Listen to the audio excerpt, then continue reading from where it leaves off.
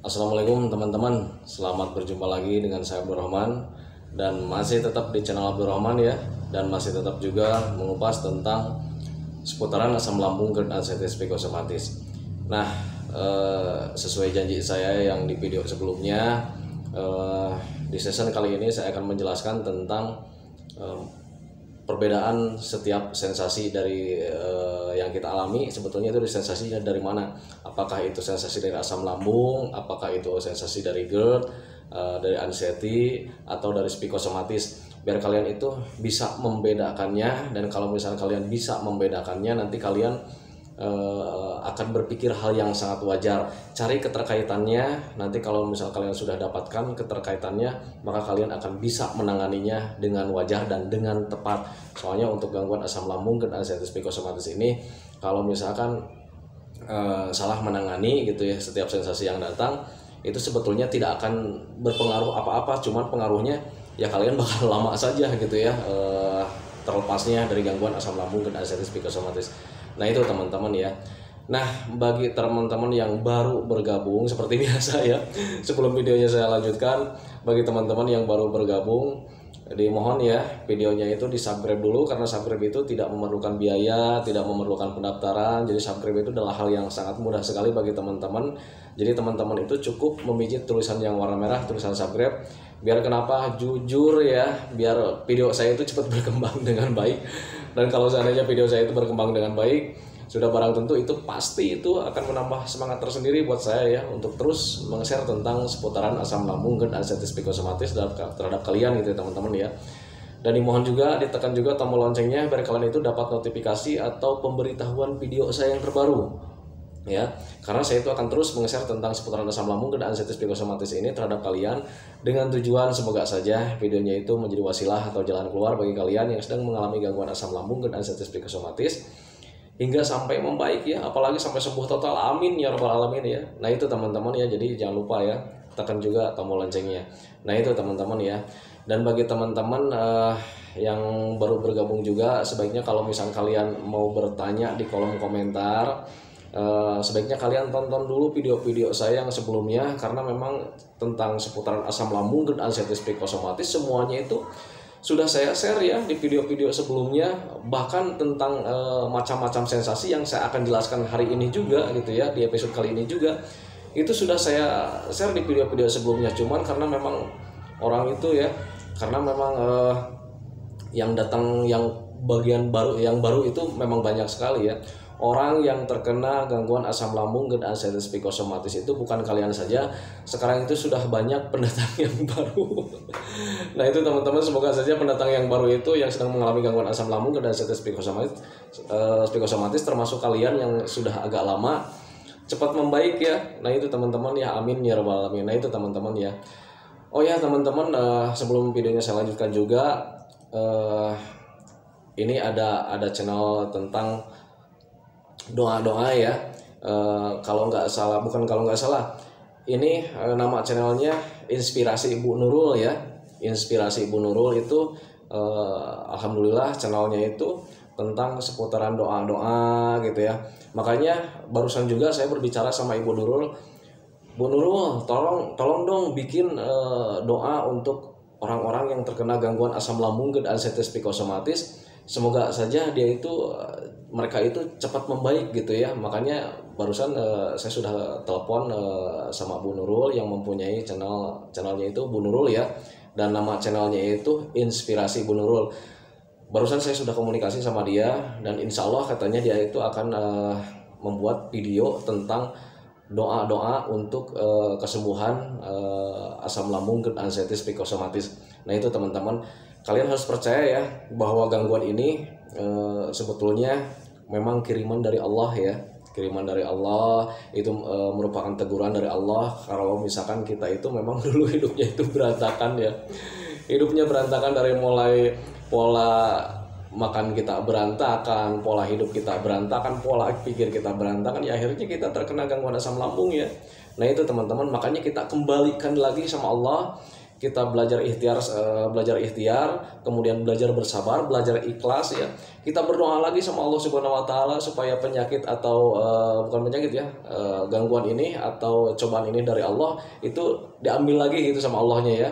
Makanya saya itu barusan kontak sama Bu Nurul di channel Inspirasi Bu Nurul. Saya bilang, Bu Nurul tolong dong bikin video tentang doa kesembuhan buat orang-orang yang terkena asam lambung dan anxiety psikosomatis. Nah kebetulan Bu Nurul itu menanggapinya dengan sangat bagus sekali dan katanya alhamdulillah insya Allah dalam jangka waktu dekat dia akan membuat video khusus untuk doa-doa orang yang terkena gangguan asam lambung dan anxiety psikosomatis. Makanya kalian tengok saja channelnya, nama channelnya itu Inspirasi Bu Nurul gitu ya. Dengarkan doanya dengan seksama, ikuti doanya. Insya Allah kalau misalnya kalian ikhlas, kalian ridho, kalian khusyuk mendengarkannya, kalian harus yakin bahwa doa orang-orang yang beriman itu akan dikabulkan. Dan bayangkan saja kalau misalnya kalian berdoa, ya Allah angkat penyakit saya, angkat cobaan ini, angkat gangguan ini, kun fayakun ya, Allah akan mengabulkannya, kalian akan disembuhkan dengan secara total, amin ya rabbal alamin. Nah itu teman-teman ya. Nah kembali lagi ke topik utama teman-teman ya. Saya akan berbicara tentang macam-macam sensasi dari setiap gangguan ya. Kita itu memang orang yang terkena asam lambung itu biasanya sering terikuti dengan GERD, terikuti dengan anxiety atau kecemasan berlebih, terikuti dengan psikosomatis gitu ya. Apapun diagnosanya dari dokter, kalau misalnya sudah terkait dengan asam lambung, kemudian dengan cemas, kemudian dengan pemikiran yang bukan-bukan, itu sensasinya sangat banyak sekali dan sensasinya berdampak ke hal yang lain lagi. Saya akan jelaskan di sesi kali ini, tetapi perlu kalian ketahui bahwa kalau misalkan penjelasan saya itu bertolak belakang dengan dokter, mohon maaf karena memang saya itu bukan dokter, saya bukan ahli hipnoterapi, saya bukan ahli medis, saya bukan ahli penyakit dalam ya, tetapi saya itu orang yang pernah mengalami gangguan asam lambung dan anxiety psikosomatis selang beberapa tahun, akhirnya membaik dengan sendirinya tanpa obat sekalipun ya teman-teman ya. Jadi kalau misalkan saya menjelaskan di sini itu mudah-mudahan sesuai dengan apa yang dokter bicarakan, tetapi saya juga akan membicarakan tentang hal sepengalaman saya dan hasil daripada metode yang saya rasakan, metode yang saya terapkan untuk diri saya sendiri gitu ya teman-teman. Nah itu teman-teman ya. Nah untuk gangguan asam lambung, GERD, anxiety psikosomatis itu sensasinya berbeda-beda teman-teman ya, jadi jangan dicampurkan ya.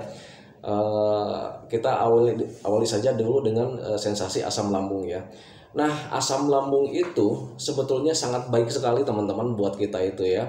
Jadi asam lambung itu membantu sistem pencernaan kita, jadi mengolah makanan lah gitu ya. Contohnya kalau kita misalkan kita makan gitu ya, kemudian melewati tenggorokan, kerongkongan, kemudian melewati esofagus ya. Esofagus itu semacam klep ya, klep pembatas antara lambung dan tenggorokan gitu ya.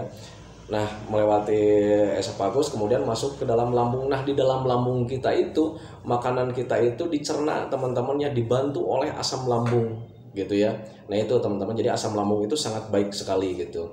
Dan asam lambung juga itu bisa membunuh kuman-kuman atau bakteri-bakteri yang merugikan. Contohnya kalau misalnya kita makan nih, kalau misalnya ada yang tidak higienis ya, kita konsumsi. Nah kalau misalkan ada bakteri yang merugikan buat tubuh kita itu sama asam lambung itu dibunuh ya, dibunuh, disterilkan biar makanan kita itu dicerna dengan baik, kemudian di gizi-gizinya biar bisa diserap dengan oleh usus kita ya teman-teman ya. Nah itu teman-teman, jadi asam lambung itu sangat baik sekali dan sangat berguna sekali. Tetapi kenapa orang yang terkena gangguan asam lambung itu selalu tidak nyaman? Nah itu teman-teman ya, pertanyaannya seperti itu. Memang asam lambung itu sangat baik, tetapi asam lambung itu bisa merugikan kita, bisa mengganggu kita kalau seandainya asam lambungnya itu tidak normal teman-teman ya. Nah gitu, jadi asam lambung yang normal itu takarannya sudah pas segitu, nilai keasamannya sudah pas segitu. Nah kalau misalnya keluar dari itu ya, misalkan asam lambungnya bertambah banyak kapasitasnya, atau bertambah asam, nilai keasamannya gitu, yang asamnya misalkan sekian persen, kemudian berubah menjadi asamnya itu menjadi lebih tajam, nah itu bisa mengganggu ya. Nah Gangguan itu melahirkan sensasi yang tidak nyaman, teman-teman ya. Nah, sensasinya seperti apa? Biasanya kalau hanya asam lambung saja gitu ya, itu sensasinya cuman panas di perut ya. Perut itu panas gitu ya, kemudian itu dada terasa panas gitu, kemudian mulut terasa panas, terasa pahit, terasa asem gitu ya, tenggorokan tidak nyaman gitu ya, karena asam lambungnya naik ya. Nah, itu cuman itu saja sebetulnya asam lambung itu ya, itu cuman asam lambung saja gitu ya. Nah, kemudian sensasi yang lainnya sensasi GERD ya. Sensasi GERD itu seperti apa? Kita kenali dulu GERD-nya ya. GERD itu sebetulnya apa sih? Nah, GERD itu adalah kalau bahasa Latinnya, kalau bahasa kerennya itu gastroesophageal reflux disease. Ini sepengalaman saya, sepengetahuan saya cari-cari informasi seperti itu ya. Jadi GERD itu gastroesophageal reflux disease. Bahasa kerennya, bahasa yang mudah kita pahaminya itu adalah makanan yang kembali. Ya, makanan yang kembali. Kenapa makanan itu kembali? Nah, kita kenali dulu GERD-nya ya, sifat-sifat GERD-nya ya. GERD itu gastroesophageal reflux disease itu makanan yang kembali. Biasanya kembali itu karena ada tekanan berlebih, teman-teman ya. Ada tekanan berlebih dalam lambung kita. Nah, tekanan berlebih itu biasanya itu berbentuk gas ya. Berbentuk gas. Jadi dalam lambung kita itu ada gasnya. Ini pengalaman saya loh ya. Ada gasnya, kemudian karena gasnya terlalu banyak akhirnya mendorong makanan keluar ya. Nah gitu teman-teman ya. Nah, kenapa bisa ada gasnya? Kembali lagi ke asam lambung ya. Karena memang asam lambung tidak normal itu banyak sekali keterkaitannya. Kalau misalkan tidak, asam lambungnya tidak yang bertambah kapasitasnya, kemudian nilai keasamannya bisa saja bertambah, dan juga asam lambung itu bisa juga menimbulkan gas kalau seandainya dia tidak normal ya. Kalau misalkan asam lambungnya normal nggak usah diceritain lagi ya, kita nyaman-nyaman saja gitu ya. Nah, tetapi kalau misalkan asam lambungnya tidak normal, itu bisa saja menjadikan lambung kita itu bergas teman-teman ya. Jadi asam lambungnya itu menjadikan ada gas gitu ya di lambung kita. Nah itu teman-teman ya. Nah, kemudian kalau misalkan gasnya itu berlebih, ya sudah pasti perutnya itu kembung ya, kembung, begah gitu ya. Nah itu kalau misal kelamaan-kelamaan itu akan mendorong makanan keluar ya, atau asam lambungnya yang naik ke atas karena dorongan dari gasnya itu ya. Contoh kecil, contoh simpel lagi nih lah. Kalau seandainya kita tiup balon ya, tiup balon, kalau terlalu lama itu ngembung, itu pasti ada dorongan ke dalam lubang ya. Lubang manapun pasti akan kena dorongan. Nah seperti itu ya. Dan kalau seandainya gasnya banyak di lambung kita juga, itu akan menyebabkan dorongan keluar gitu ya. Dan dorongan keluar itu biasanya kita itu dilewatinya itu harus melewati dulu esofagus ya. Esofagus itu semacam klep adanya di ulu hati di sini ya. Itu semacam klep pembatas untuk biar asam lambungnya tidak keluar gitu ya. Sebab kalau misalnya asam lambungnya keluar, itu nanti macam-macam sensasi kayak panas di dada itu. Nah seperti itu teman-teman ya. Jadi fungsinya klep atau fungsinya esofagus itu menahan asam lambungnya gitu ya teman-teman ya. Nah bayangkan saja kalau misalnya dalam lambung kita itu banyak gas, ada dorongan, itu melewati esofagus, esofagusnya nanti membuka sendiri. Nah kalau keseringan itu esofagusnya bisa terganggu. Tetapi sebetulnya tidak berbahaya juga gitu ya. Logikanya kalau misalkan gasnya pengen hilang gitu ya, ya kita sering minum air hangat lah, minum air hangat gitu ya. Nanti kalau misalnya sendawa gasnya keluar gitu ya, ini akan mengurangi gas di dalam lambungnya. Makanya saya di video-video sebelumnya itu selalu menganjurkan minum air hangat, minum air hangat, minum air hangat. Ya biar kita berpikir logikanya lambungnya sedang banyak gasnya. Ya kalau pengen nyaman gitu ya, terhindar dari kembungnya, ya keluarkan saja gasnya. Gitu caranya, minum air hangat. Nanti kalau sudah sendawa atau sering kentut, itu nanti juga akan baik-baik saja gitu ya. Tetapi jangan heran kalau misalnya kejadian itu selalu pasti akan terulang sebelum asam lambungnya normal dengan 100%, itu akan berulang-ulang. Nah itu teman-teman ya. Nah asam lambung yang tidak normal kemudian bisa menjadikan gas itu banyak sekali sensasinya yang membuat kita tidak nyaman. Sensasinya seperti apa? Ya sudah pasti ya, perut begah gitu ya, tidak nyaman. Kita itu tidak merasa lapar karena memang perut itu terasa kenyang, padahal kenyangnya bukan dari makanan teman-teman ya, tetapi kenyangnya itu karena memang dalam lambung kita itu banyak gasnya gitu. Makanya Saya selalu wanti-wanti sama teman-teman itu, ketika tidak lapar pun makan saja gitu ya. Jangan terlena dengan masih merasa kenyang, jangan terlena seperti itu. Kalian itu memang sekarang itu bukan kenyang karena makanan, tetapi kalau yang lagi kembung-kembungnya itu karena ada gasnya ya. Makanya di video sebelumnya juga saya anjurkan, makanlah sesuai anjuran Rasulullah ya teman-teman ya. Makan sebelum kita lapar, berhenti sebelum kenyang. Jadi kita itu harus rajin makan ya, harus rajin makan gitu. Nah itu teman-teman ya, jadi untuk GERD itu seperti itu ya, sensasinya kembung. Dan kalau misalnya kembung selalu kita alami terus berulang-ulang, akhirnya nanti karena sering ada dorongan ke esofagus gitu ya. Nah esofagus kita itu nanti akan terasa tidak nyaman gitu ya, akan terganggu gitu ya. Nah rasa tidak nyaman di esofagus itu seperti apa? Kalau misalkan kita tekan di bagian ulu hati di sini, di bagian tengah-tengah dada, kalau kita tekan itu ada rasa sakit, nah berarti esofagusnya sudah terganggu teman-teman ya, sudah terganggu. Jadi otot klepnya itu, otot lesnya itu sudah mulai agak kendor, tetapi tidak apa-apa, nanti kita bisa kencangkan lagi. Caranya seperti apa? Olahraga teman-teman ya.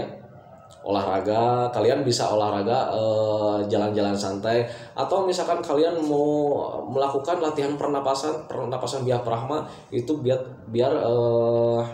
melatih otot lesnya itu menjadi kuat lagi, silakan saja. Tetapi jangan heran kalau misal kalian latihan pernapasan diafragma itu selalu ada pusingnya. Itu yang saya alami waktu itu. Jadi ketika saya latihan pernapasan, ternyata saya itu agak merasa pusing. Waktu itu saya cemas lagi, kenapa ini latihan napas bisa nyampe pusing, saya bilang gitu ya. Saya pikir waktu itu begitu. Akhirnya saya pelajari, ternyata memang yang namanya gas dalam lambung tidak normal itu gitu ya, itu menjadikan kita itu, ini maaf ya, mungkin ini berbeda dengan pengalaman Anda, tetapi pengalaman saya memang seperti itu ya.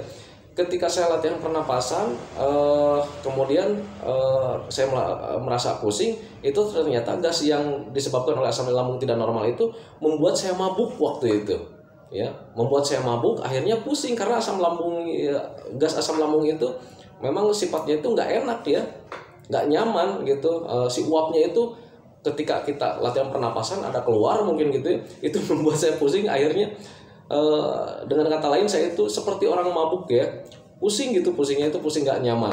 Nah itu teman-teman, ketika saya mulai memahami ke sana, akhirnya saya tidak cemas, tidak was-was. Akhirnya waktu itu jujur ya, saya nggak kuat melakukan latihan pernapasan, akhirnya saya hentikan waktu itu.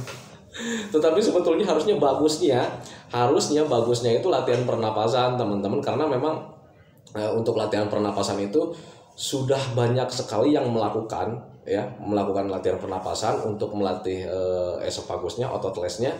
Itu dengan latihan pernapasan itu sangat baik sekali gitu ya. Kalau misalnya kita rajin melakukannya ya, selang 3 minggu atau 1 bulan otot les kita itu kuat lagi. Tetapi waktu itu saya mengalami ketika saya mulai melakukan selama 4 hari atau 5 hari itu ya, saya ketika latihan pernapasan saya selalu mabuk gitu waktu itu ya.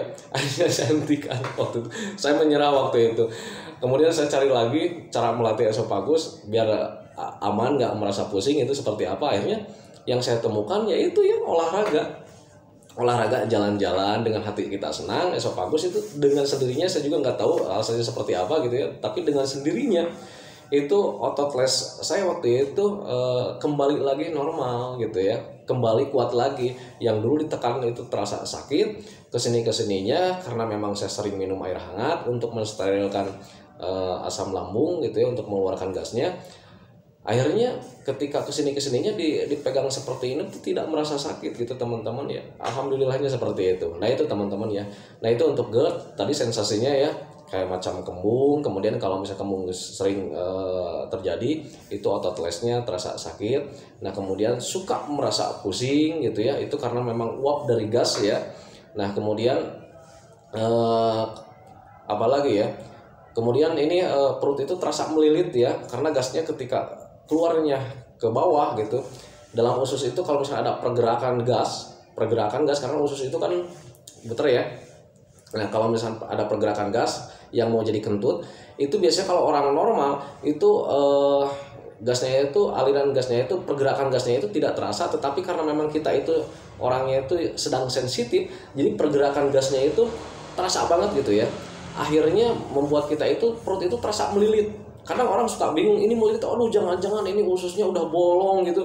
Padahal yang saya pelajari waktu itu, yang saya pahami waktu itu memang ada pergerakan gas ya di usus kita itu, ada pergerakan gas. Nah, pergerakan gas itu membuat kita tidak nyaman, ada perasaan, ada rasa sakit atau seperti melilit. Karena kenapa? Karena kita itu sedang tegang, sedang cemas, yang namanya otot tegang. Bayangkan saja kalau misalnya udaranya bergerak. Nah, udara bergerak itu ditambah lagi kita sekarang itu sedang tambah sensitif. Akhirnya merasa tidak nyaman, bahkan ada yang merasa sakit. Saya juga pernah dulu itu ngalamin sakit bagian perut ya. Nah, waktu itu saya mengakalinya seperti apa? Biar ototnya ini, otot bagian usus atau otot bagian perut juga gitu ya, biar supaya kendor lagi, biar supaya rileks lagi, membantu aliran, bukan aliran ya, membantu pergerakan gasnya biar nggak terasa sakit. Waktu itu saya bantu dengan mengompresnya pakai air hangat teman-teman ya. Kalau misalkan tidak punya alatnya, saya juga waktu itu tidak punya alatnya, sampai sekarang saya tidak punya alatnya. Saya akalinya dengan botol hangat ya. Jadi botol itu saya masukin air panas ya, kemudian digeleng-geleng di bagian yang sakitnya sambil duduk nonton TV gini, geleng-geleng. Akhirnya itu nanti hilang sendirinya ya, hilang dengan sendirinya. Rasa melilit, rasa sakit di bagian perut itu nanti hilang. Bukan di lambung ya. Kalau lambung bagian atas, kalau di bawahnya itu usus ya. Nah itu biasanya kalau misalkan orang suka bilang apa ya, selalu bingung ini yang sakit bagian perut. Jadi saya itu kalau misalkan menjawab itu suka bingung, ini yang sakit itu bagian perutnya atau bagian lambungnya, karena untuk lambung itu berbeda. Lambung itu adanya di atas ya, kalau lambung adanya di atas, kalau usus itu di bawah lambung. Jadi setelah lambung baru kena usus ya. Nah itu teman-teman ya. Jadi bedakan sakitnya itu yang mana. Kalau misalkan sakitnya di bagian lambung itu biasanya, ini sepengalaman saya, biasanya itu cuma kembung saja. Nah kalau misalkan di perut ya, entah kiri atau itu kanan, itu biasanya di usus ya, ada pergerakan gas. Nah itu teman-teman ya. Jadi sensasinya seperti itu ya. Nah kemudian selanjutnya sensasi tadi asam lambung sudah, terus sudah anxiety ya. Anxiety itu sebetulnya apa sih? Anxiety itu adalah kecemasan berlebih gitu ya teman-teman. Semua orang punya rasa cemas, semua orang punya rasa was-was. Dulu saya sebelum terkena gangguan asam lambung dan anxiety psikosomatis, saya punya rasa cemas, saya punya rasa was-was ketika anak saya belum pulang nih. Saya was-was, saya cemas, tetapi kadarnya enggak terlalu besar gitu ya. Kadang saya suka menanyakan ke istri, ini anak gimana belum pulang nih, kemana aja nih ya. Nah itu bentuk rasa was-was ya, takut ada apa-apa di luar gitu ya. Nah itu sebetulnya bentuk cemas, bentuk was-was, tetapi tidak berlebihan gitu ya teman-teman. Beda ketika sudah mengalami gangguan asam lambung dan anxiety psikosomatis, itu ada kecemasan terlebih. Kenapa cemas kita bisa berlebih? Karena memang kita itu ada trauma tersendiri gitu ya. Traumanya dari apa? Dari ketika kita pertama kali mengalami sensasi yang tidak nyaman ketika mulai pertama kali terkena gangguan asam lambung dan anxiety psikosomatis. Gitu ya teman-teman ya. Jadi ketika mulai terkena asam lambung ya, ada sensasi yang seperti orang mau mati, akhirnya datang ke dokter, besoknya sudah membaik. Nah, kemudian sensasi itu membuat kita tidak nyaman gitu ya. Akhirnya menjadi trauma tersendiri. Kita itu takut akan kematian gitu ya teman-teman, karena memang sensasi waktu pertama kali itu seperti orang yang mau mati teman-teman ya. Ini yang saya rasakan waktu itu ya. Mungkin Anda juga sama. Nah itu teman-teman, jadi ketika waktu pertama kali mengalami asam lambung yang waktu itu sebelum saya parah-parahnya waktu itu ya, ketika pertama kali mengalami sensasinya itu seperti orang mau mati ya. Makanya waktu itu saya cemas. Waktu itu saya nyamperin ke teman saya untuk mengantar saya ke dokter waktu itu, dan itu rasanya memang seperti orang mau mati ya. Langsung pikiran saya itu, waduh ini saya mau mati nih, ini saya mau mati nih. Sementara kematian itu ya belum bisa saya hadapin waktu itu. Jadi saya menakutkan kematian, karena memang untuk menghadapi kematian saya waktu itu belum siap gitu ya. Masih banyak tanggung jawab yang harus saya lakukan. Membesarkan anak, membina keluarga. Nah waktu itu jadi saya belum siap menghadapi kebahaya itu ya. Nah itu akhirnya kesininya mulai ada trauma tersendiri. Jadi setiap sensasi yang datang, kita berpikirnya yang lain-lain ya. berpikir waduh jangan-jangan ini bahaya, jangan bahaya, akhirnya cemas lagi gitu ya. Ketika cemas, asam lambungnya tidak normal lagi. Soalnya untuk asam lambung dan pikiran, apalagi kecemasan itu saling berkaitan ya. Ketika kita cemas, asam lambungnya naik. Kalau misalkan kita nggak cemas, pikiran fresh, tetapi asam lambungnya tidak normal, membuat ini jadi tidak normal. Nah itu jadi saling berketerkaitan ya. Nah itu teman-teman ya. Nah untuk macam sensasi anxiety itu sangat banyak sekali. Sekali lagi pasti kalian juga akan berpikir wajar. Kenali dulu anxiety itu sebetulnya apa. Anxiety itu ketakutan ya, ketakutan, kecemasan. Nah kalau misalkan ketakutan, kecemasan, sensasinya sebetulnya kalian juga sudah tahu. Orang yang takut itu sensasinya seperti apa sih ya. Nah pasti orang yang takut itu, yang was-was itu pasti gemeteran ya, gemeteran, terus napasnya agak pendek. Yang orang yang namanya sedang was-was, orang yang namanya sedang ketakutan, itu pasti napasnya pendek. Contoh lah, kalau misalkan orang yang normal, itu kalau misalkan terkejut, pasti napasnya terengah-engah ya, agak pendek gitu ya, tidak plong. Nah itu teman-teman ya. Jadi kalian juga kalau misalkan tahu, oh anxiety itu ternyata kecemasan atau ketakutan berlebih. Nah kalau misalkan orang yang sedang takut, yang sedang cemas, pasti kalian juga kalau misalkan sudah mengerti ke hal ke sana, pasti kalian tahu sendiri gitu ya. Gitu. Jadi sensasi orang takut itu sangat banyak sekali. Pertama itu gemeteran gitu ya, gemeteran, kemudian napasnya agak pendek gitu ya, lemes, karena untuk cemas itu bisa menguras energi kita dengan cepat. Jadi biasanya suka ada lemes gitu ya, kemudian mata agak buram, kemudian otot-otot menegang gitu ya, jadi sakit lah, bukan sakit ya, pegal-pegal nggak jelas ya. Nah itu teman-teman ya untuk anxiety. Terus jantung itu berdebarnya itu sangat kencang sekali gitu ya, karena kita itu takut ya. Jadi kalian sendiri juga tahulah sensasi-sensasi orang ketakutan itu seperti apa. Sebetulnya untuk tidak dijelaskan juga kalian sudah pasti akan tahu ya. Nah itu teman-teman ya. Nah kemudian sekarang itu sensasi psikosomatis ya. Sensasi psikosomatis itu seperti apa? Nah kita kenali dulu ya. Apa itu sebetulnya psikosomatis sih? Nah psikosomatis itu diambil dari dua kata teman-teman ya. Yang pertama psikis ya.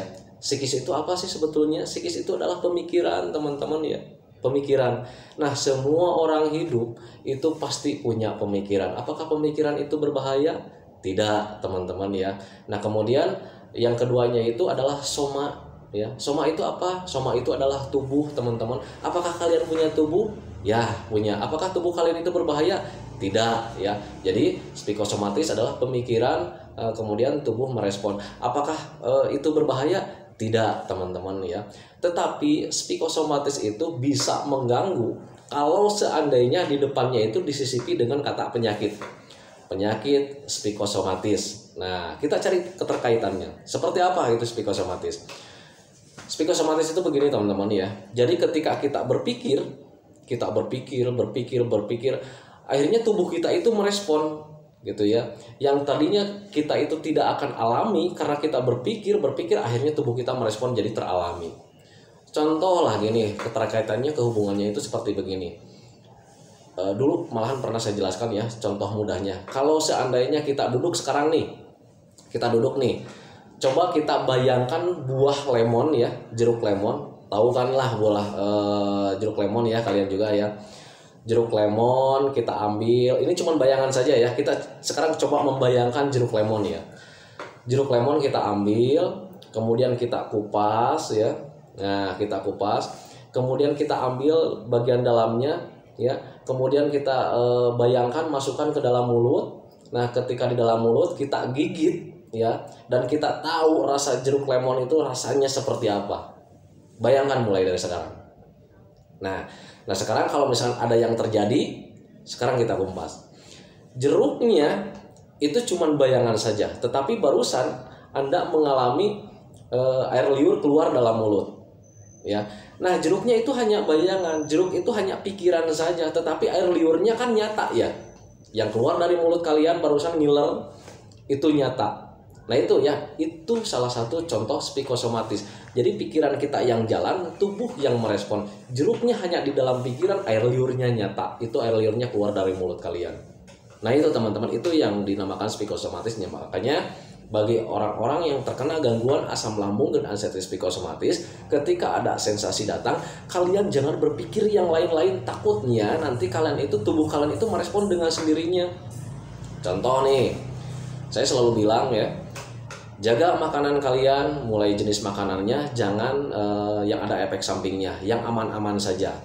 Karena ada kata-kata seperti itu ya, kalian dari sekarang itu, dari mulai pertama nonton kata-kata saya itu, mendengarkan kata-kata saya itu, kalian makannya jadi serba takut ya. Karena sebetulnya untuk mencoba saja itu tidak akan apa-apa. Untuk mencoba saja, untuk mencoba makanan itu kalian tidak akan apa-apa kalau hanya untuk mencoba saja sedikit ya. Tetapi karena kalian selalu mendengarkan atau dapat informasi dari orang lain bahwa kalau salah makanan nanti bisa terasa begini, kalau salah makanan nanti bakal terasa begini. Karena kalian mendapatkan omongan seperti itu tertanam dalam diri sendiri ya. Akhirnya ketika kalian makan sesuatu ya yang pantrangan, yang sebetulnya mau mencoba itu tidak apa-apa, karena kalian baru mau makan pantrangan, akhirnya kalian berpikir, waduh jangan-jangan ini saya kambuh lagi nih, ketika makan ini nanti saya kambuh lagi.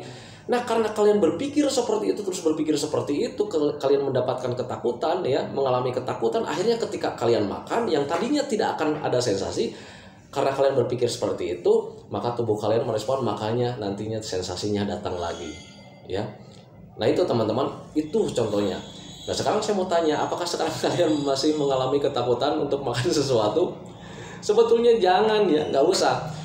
Untuk mencoba sesuatu boleh saja, dan saya juga menyarankan harus mencoba ya, harus mencoba makanan sesuatu, tetapi yang paling penting itu makanannya itu tidak mempunyai efek samping yang sangat besar sekali. Contohnya sambal, soda, cuka ya, kemudian apalagi ya, alkohol. Nah itu yang paling fatal, jenis makanan yang paling fatal itu ya. Nah ya, dulu juga sempat saya membaik ya, ketika sempat membaik tapi belum 100%, itu saya sudah mulai enak ya. Saya sudah mulai enak, saya sudah mulai nyaman, saya sudah bisa bekerja dengan keras, saya sudah mulai jalan-jalan jauh lagi. Itu di awal-awal saya sembuh total kalau nggak salah waktu itu, karena saya juga sebetulnya untuk sembuh total lupa lagi ya. Itu saya mencoba karena merasa nyaman, merasa cuek. Waktu itu saya pertama kali coba sambal ya waktu itu. Saya bilang, ini saya mau sambal nih, saya bilang ke istri ya, Bu tolong bikinin sambal nih. Istri bilang nih, nggak apa-apa nih makan sambal. Saya bilang nggak apa-apa ya. Itu di mulut saya bilang gitu, ini sambal nggak akan bikin saya sensasi kamu lagi, karena saya sudah sehat gitu ya. Saya fine-fine saja gitu. Akhirnya ketika saya makan sambal, ketika mau saya makan, itu pikiran saya jalannya kemana-mana ya teman-teman ya. Saya pikirannya jalannya kemana-mana. Saya berpikir, waduh ini kamu lagi nggak ya, nggak ya, wah ini pasti kamu lagi gitu ya. Tetapi waktu itu karena saya rasa ingin saya memakan sambal waktu itu, karena saya rindu dengan rasa sambal waktu itu, saya konsumsi waktu itu, saya paksakan waktu itu, saya makan sambil ngunyah itu. Saya berpikir tentang, waduh ini pasti nggak nyaman lagi, tapi enak nih, saya bilang gitu, tapi ini bakal kamu lagi. Itu padahal tidak terjadi apa-apa. Beres makan saya kambuh lagi teman-teman ya, beres makan saya kambuh lagi.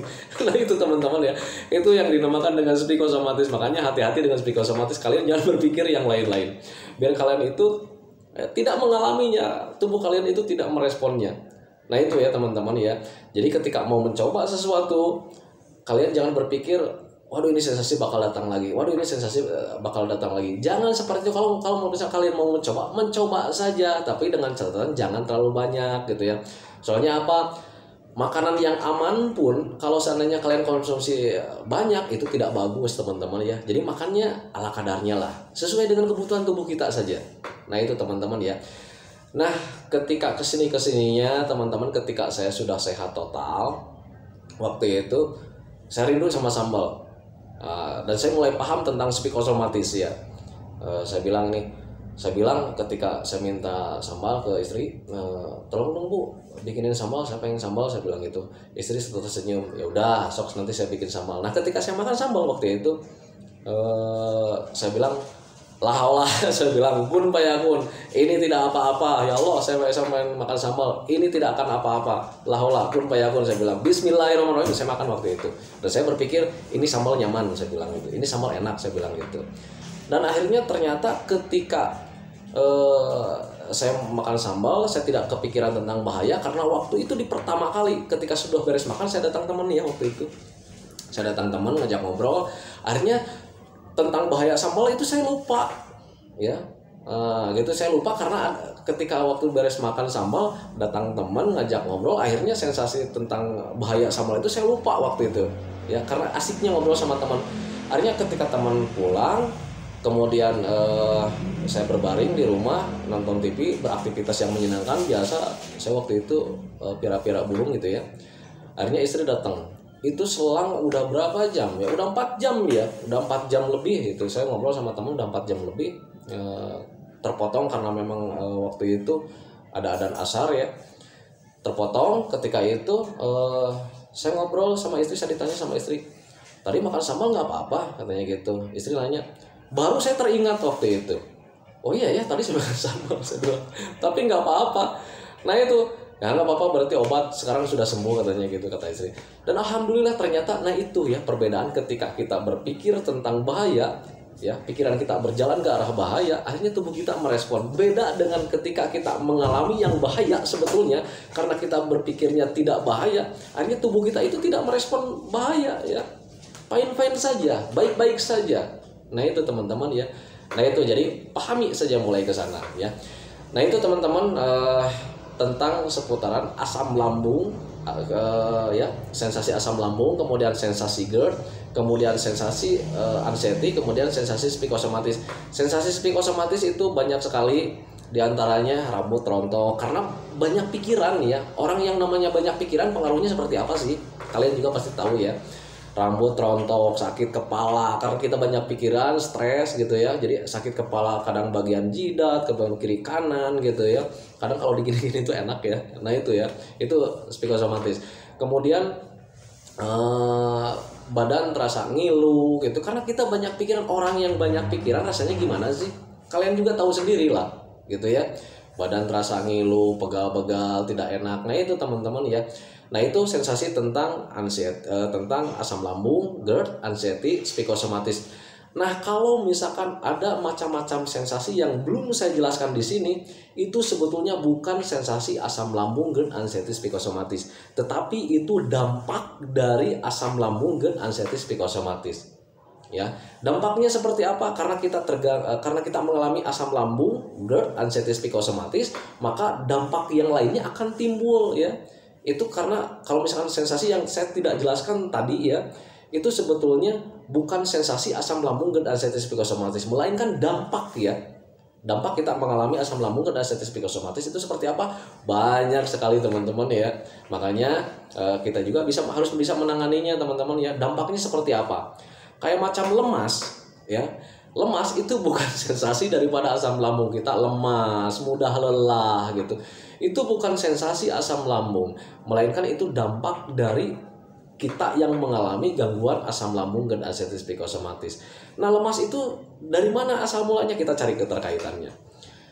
Lemas itu logikanya gini, kita kalau misalkan banyak energi, dalam tubuh kita ini banyak energi, banyak vitamin, banyak nutrisi, energinya kuat, tenaganya banyak, otomatis kita tidak akan membuat kita lemas. Tetapi kenapa lemas itu bisa kita alami? Ya karena berarti energinya tidak ada teman-teman ya, energinya tidak ada. Nah kenapa energi kita tidak ada? Ya karena kita mengalami gangguan asam lambung, mencerna makanannya itu tidak sempurna teman-teman. Akhirnya gizi yang ada dalam kandungan makanan itu tidak terserap oleh usus kita dengan sempurna. Jadi tidak teraliri ke seluruh tubuh, itu tidak sempurna. Jadi kebutuhan energi kita itu setiap harinya itu tidak terpenuhi. Wajar saja karena asam lambungnya sedang tidak normal gitu ya. Makanya untuk menormalkan energinya setiap harinya itu, ya logikanya kita kalau misalkan makan energinya tidak terserap dengan sempurna, akhirnya mudah lemas gitu ya. Cuman tenaganya paling bisa 2 jam. Ya kita berpikir secara logika, berpikir secara wajar.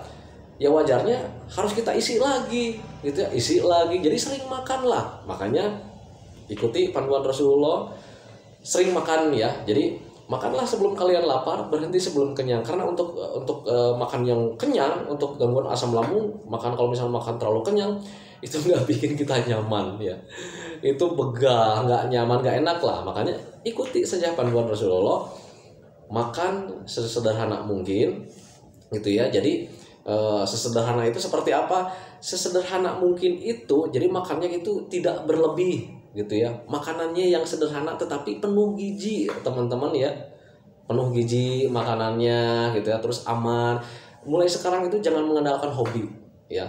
Contoh makanan yang kurang baik itu sebetulnya untuk sambal juga gitu ya, itu sebetulnya baik ya. Sambal itu sangat bagus sekali buat kita, itu buat menambah metabolisme tubuh kita, tetapi nilai keburukannya sangat banyak sekali. Kalau misalnya berlebih itu sangat buruk sekali. Makanya usahakan untuk saat sekarang hentikan saja untuk sambal gitu ya teman-teman ya. Makanya jaga jenis makanannya, ikuti panduan Rasulullah, makanan sesederhana mungkin, apapun makanannya yang penting bergizi, jangan mengandalkan hobi, karena hobi itu belum tentu sehat gitu ya. Makanlah sesuai dengan kebutuhan kita. Nah itu teman-teman, aman gitu ya. Kemudian perbanyak juga minumnya, minimal 8 gelas dalam sehari. Sebetulnya untuk minum itu, mineral itu disesuaikan dengan berat badan tubuh kita. Tetapi kalau misalnya kita pusing-pusing mengukur berat badan tubuh kita, ya sudah 8 gelas aja minimal itu ya. Kalau misalnya lebih gimana Pak? Boleh. Ada nggak efek sampingnya kalau misalnya kita terlalu banyak minum? Ada, cuman tidak terlalu besar. Efek sampingnya seperti apa? Banyak kencing. Paling gitu, ini yang saya alami, ini yang pengalaman saya. Nah itu teman-teman ya. Nah jadi itu ya. Nah dampak yang lainnya itu di kelayangan itu bisa karena memang kita itu kebutuhan gizinya setiap harinya itu tidak terpenuhi. Nah bisa juga ya kita lemas, kita mudah lelah itu karena kita mengalami cemas teman-teman ya. Kita mengalami cemas, kita mengalami was-was tanpa disadari ya, karena kita itu sering berpikir tentang penyakit, berpikir tentang sensasi, akhirnya kita cemas. Dan kalian harus tahu ya, kalau seandainya cemas itu bisa menguras energi kita itu dengan cepat. Contoh kecil lagi nih, kalau orang lagi cemas, kalau orang yang lagi was-was, orang yang lagi kaget, itu seperti mau pingsan ya, seperti mau pingsan, makanya duduk begini. Makanya sama orang-orang yang menolong itu selalu dikasih air minum yang manis. Cepet-cepet minum katanya, minum air hangat yang manis nih, minum air manis biar tidak apa-apa. Nah kalian harus paham mulai ke sana ya. Jadi kenapa orang yang lemas, orang yang biasa kalau kaget itu atau cemas itu cepat lemas, karena kecemasan itu bisa menguras energi dengan cepat. Makanya ketika orang normal pun ketika dapat kaget atau was-was atau cemas itu selalu lemas. Makanya sama orang-orang dikasih air minum air manis ya. Nah air manis itu kenapa orang-orang memberikan air manis, supaya apa? Karena energinya biar kembali lagi, energinya biar terisi lagi. Karena dari air manis itu glukosa paling cepat diserap oleh tubuh kita. Makanya saya sering menyarankan di video-video sebelumnya, ketika kalian lemas, ketika kalian cemas, perbanyak minum air gula ya, air gula putih ya. Untuk apa? Itu untuk menambah energi kalian lagi, karena glukosa itu dari gula itu paling cepat diserap oleh tubuh kita menjadi energi. Nah itu teman-teman ya. Dan kembali lagi ke pertanyaan, apakah kalau misalnya kita sering mengkonsumsi gula putih itu bahaya? Kalau buat orang normal itu bahaya, tidak boleh. Tetapi karena memang kita punya gangguan asam lambung, mencernanya sedang tidak baik, nggak usah takut ya. Kalian minum gula sebanyak mungkin juga, itu karena serapan energi, pencernaan kita sedang tidak beres, jadi terserapnya juga tidak akan sempurna ya. Nah itu makanya saya selalu bilang, minum air hangat manis, jangan pakai teh ya, minum air hangat manis. Kalian nggak usah takut, waduh Pak ini saya takut gemuk, waduh Pak ini saya takut nanti punya kencing manis, punya penyakit gula. Jangan takut ke arah sana, kalian pencernaannya sedang tidak beres ya. Mencerna gulanya pun nanti tidak beres, gula misalkan 2 sendok, karena pencernaannya tidak sempurna, mungkin paling juga setengah sendok yang terserapnya. Nah itu teman-teman, jadi nggak usah takut ya. Lakukan saja hal seperti itu ya. Itu pengalaman saya gitu teman-teman ya. Nah dampak yang lainnya juga selain lemas itu apa ya? mata buram gitu ya. Nah, mata buram itu bukan dari sensasi asam lambung teman-teman, bukan, tetapi mata buram itu sebetulnya dampak ya. Dampak dari kalian terkena gangguan asam lambung, nah berdampak kena mata. Kenapa seperti itu? Bisa saja kebutuhan gizi, kebutuhan kebaikan untuk mata itu tidak terpenuhi karena memang asam lambungnya sedang tidak beres, atau bisa juga karena kalian itu kurang gerak, aliran darah dan oksigen ke bagian mata itu tidak lancar. Kenapa seperti itu? Karena memang orang yang terkena gangguan asam lambung dan artritis psikosomatis biasanya selalu berdiam diri di rumah, kurang gerak, kurang olahraga. Nah, seperti itu teman-teman ya. Nah, mata buram juga bisa karena cemas ya. Karena cemas, karena was-was, orang yang kaget itu ototnya menegang, sudah pasti itu aliran darah ke bagian mata itu, aliran darah, aliran oksigen juga itu terganggu. Karena apa?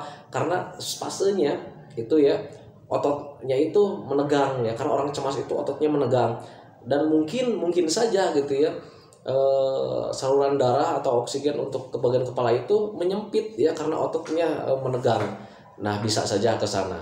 Nah, itu teman-teman, jadi sensasi yang lainnya itu dampak dari gangguan asam lambung dan artritis psikosomatis, bukan sensasi asam lambung dan artritis psikosomatis. Ini pengalaman saya. Nah, ada juga dampak yang lainnya itu kayak macam telinga bergemuruh ya. Kalau misalnya kalian yang tidak mengalami, semoga saja tidak mengalami, tetapi yang bagi mengalami sama kayak saya dulu, itu bukan daripada sensasi asam lambung, melainkan dampak dari gangguan asam lambung dan artritis psikosomatis.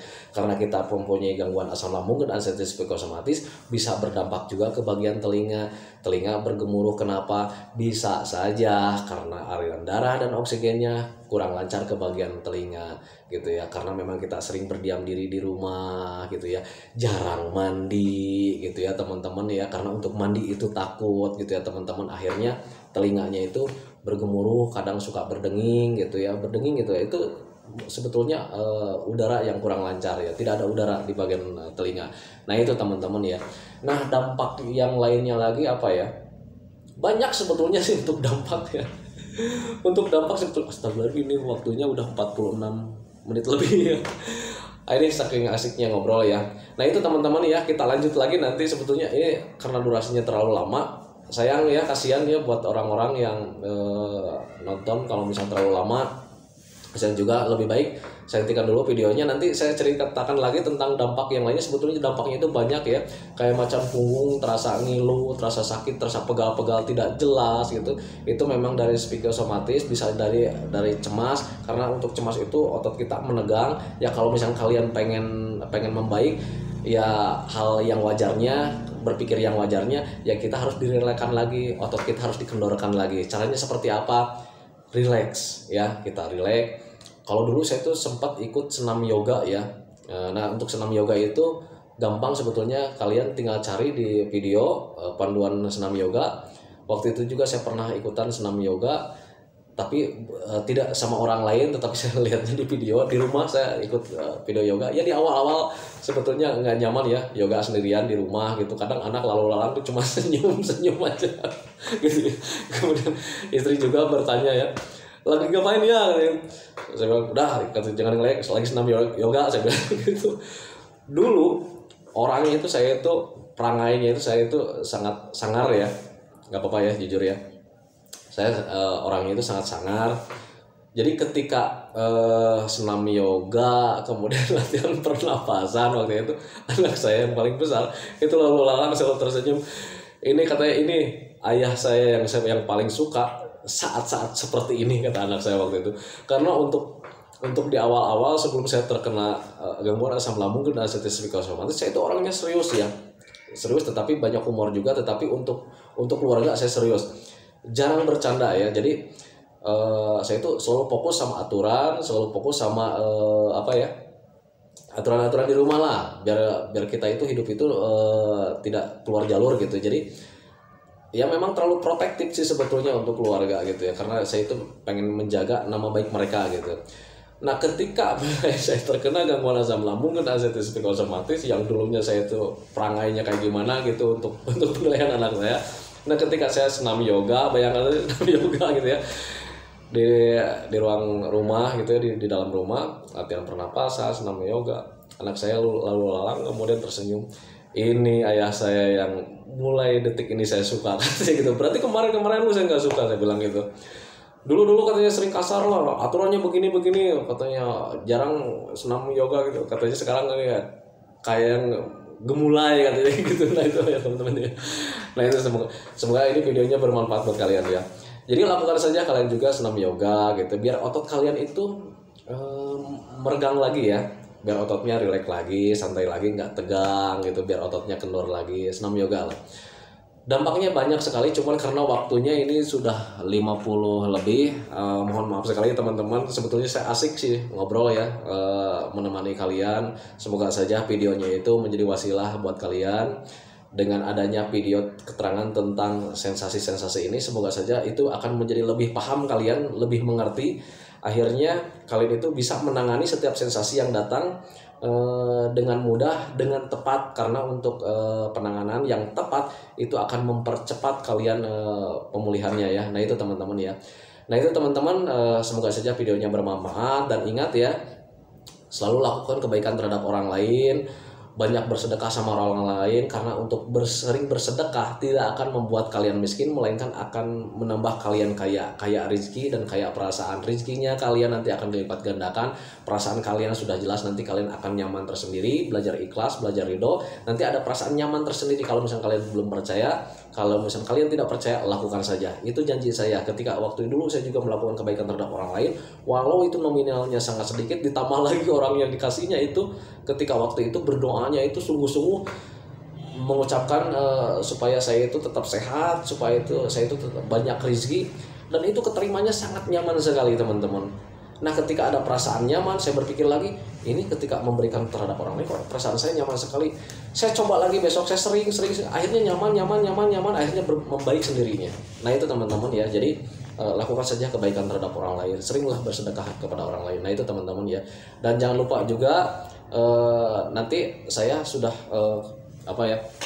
sudah bilang ke Bu Nurul ya, nanti kalian tonton channelnya Inspirasi Bu Nurul, supaya nanti Bu Nurul membuat video tentang doa untuk kesembuhan orang-orang yang sedang terkena gangguan asam lambung dan anestesi psikosomatis.